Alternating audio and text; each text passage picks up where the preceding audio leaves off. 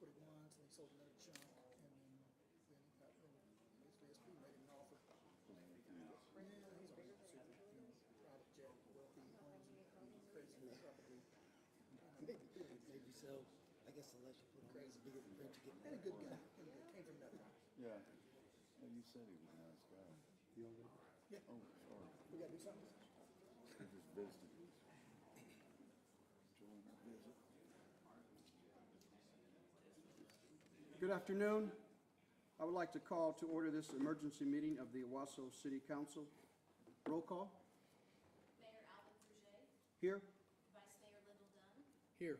Councilor Doug Bungray, Here. Councilor Paul Loving. Here. Councilor Cody Walter.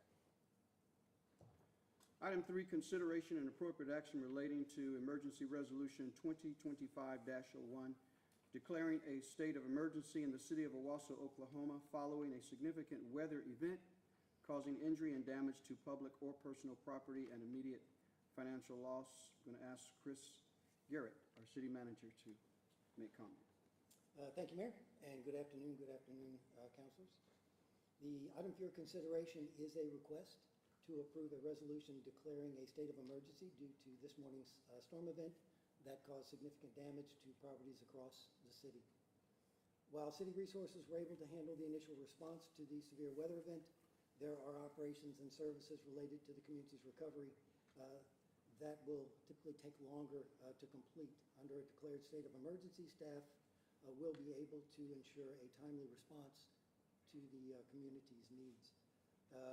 Most importantly, I think for this council and kind of moving forward, if we think a little more big term, this declaration is going to be necessary for the city to receive state and federal assistance should we find such assistance necessary.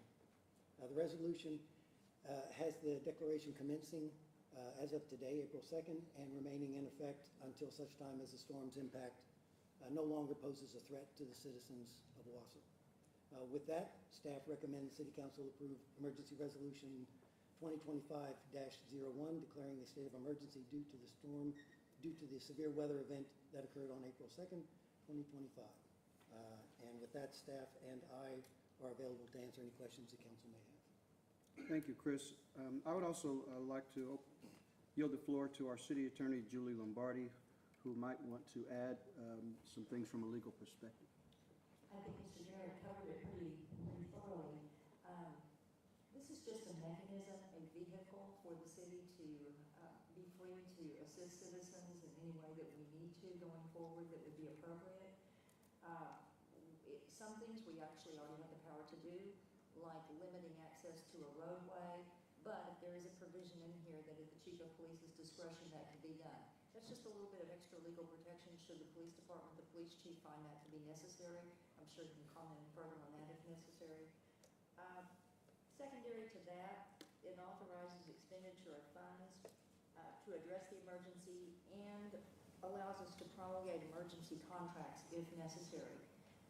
There's also a provision that the council would be given concurrent notice and that would be brought to you for ratification as soon as possible. Right now, I know of nothing that would be required, where those clauses would be required. But as we've learned from past incidents, it's good in the days going forward to have the authority that you need. And I hope it goes without saying, the council would be kept apprised fully at every step. One of the big things that this does do, though, it would give the city, the community development department, and I'm sure they could comment further on this if you have questions, the ability to suspend and waive permitting fees for folks that are getting into needed repairs right away, and there may be some financial hardship or shortage. So it would give us a little bit of leeway at that time. I think what you would see, we would get into this for several weeks, see how it goes, and we would call a definite end to this, bring a proposal to the council in some form, either on the consent agenda or an item if you prefer, that declared an end to the emergency period. We wouldn't just leave it open-ended for years. Right now, I'm not sure that any of us are really in a position to speculate on what that time frame would be, but certainly that would be done in concert with the council. I would be happy to answer any questions that you have, and I think we have department directors here sufficient for each of these items if the council has further questions. Did the city sustain any direct property damage in any city structures? We had a little bit of property damage out at the golf course, but other than that, it was all private property.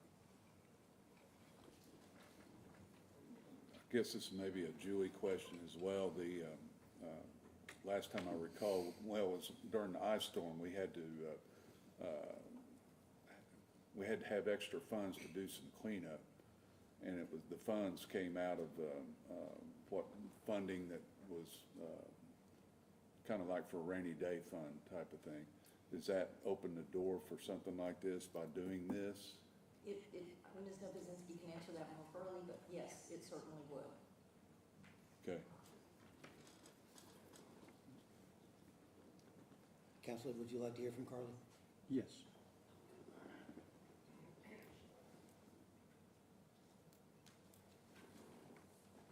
Yes, my understanding at this time is that the current city budgets would be sufficient to handle anything that may arise. But as Ms. Lombardi said, this would cover us if there was something unexpected in the next few days. Okay. Thank you.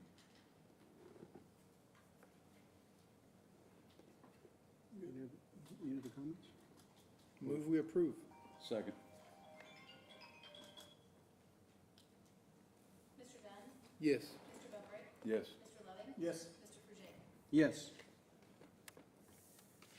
Item 4, adjournment, need a motion. Move to approve. Move to adjourn.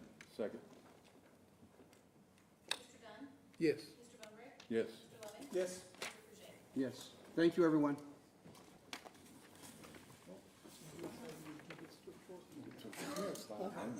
Made it long. I'm sorry. I said 5 minutes. Oh, it's over again. 6. I know, I'm off my game, man. Thank you, everyone, for being here. and taking Yeah, care of this. of course. It's kind of our job.